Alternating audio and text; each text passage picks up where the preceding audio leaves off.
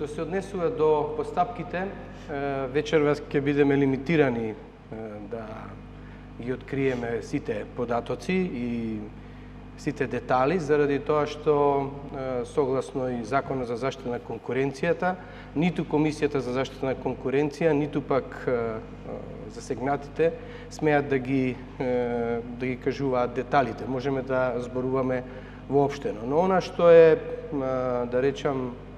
значајно да се напомене е дека постапката кај осигурителните компании започна порано, и таа постапка е започна поранешниот состав на Комисијата за заштита на конкуренцијата, додека постапката против ланците на маркети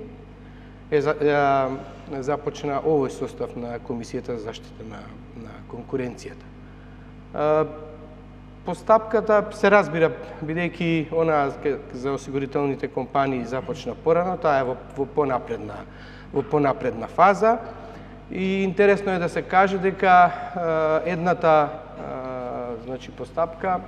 е на барање на еден државен орган, додека другата е по службена должност инициирана од страна на Комисијата за заштита на конкуренција, што е добра работа, бидејќи во минатото ние многу малку имавме постапки кои што ги водеа и воопшто завршуваа пред Комисијата за заштита на конкуренција. Ако се погледнат нивните извештаи, ќе видите дека една до две постапки се водени за повреда на конкуренција, се водени од страна на Комисијата за заштита на конкуренција. Докаде, иницијалните акти се дадени, иницијалните дописи се направени, извршен е увид во двата случаи на лице место, прибавени се одредени документи, одредена кореспонденција и во едниот случај дадено е прелиминарно решение за утврдување на првиот случај кај осигурителните компании, дадено е прелиминарно решение за утврдувањето на фактичката состојба. Јас до толку можам да кажам. На тоа прелиминарно решение одговор спремаат, односно кај да е деновиве, претпоставувам дека ќе бидат доставени одговори од страна на заинтересираните 10 осигурителни друштва против прелиминарното решение за утврдување на фактичката состојба. Што се однесува за синџирите маркети, постапката против синџирите маркети е малце во иницијална фаза, не е толку далеку отидена, да речам, прибавени се, реков, документацијата и се очекува да видиме дали Комисијата за заштита на конкуренција, односно Комисијата за одлучување по прекршок во рамки на Комисијата за заштита на конкуренција, ќе смета дека има доволно елементи за да утврди прелиминарна фактичка состојба на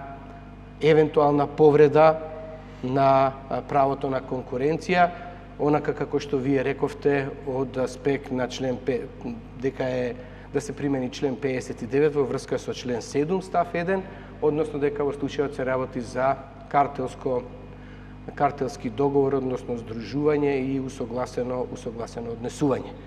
Понатаму има уште многу да се работи, уште многу за да се утврди дали на вистина има повреда или нема, има повеќе фази во зависност од... прашам, роковите кои се и како ќе течат овие две постапки? Видете, роковите зависат, се разбира, постојат одредени рокови, имаат право рок од 15, односно 30 дена да дадат одговори. Тие рокови може и да се продолжат доколку има оправдани барања. Во случајот еднашка мислам дека се веќе и продолжени тие рокови, затоа што сепак, знаете, се работи за сериозни обвинувања, сериозни прекршоци, онака како што ги квалификува Законот за заштита на конкуренција, потешки повреди на конкуренцијата, и треба да се документира, оној кој што тврди дека другиот направил повреда, треба да документира дека е направил повредата, да ја докаже со факти и докази, а овој другиот пак да проба да го убеди со контрааргументи, со други факти и докази дека во случајот нема повреда, туку се работело за действување кое што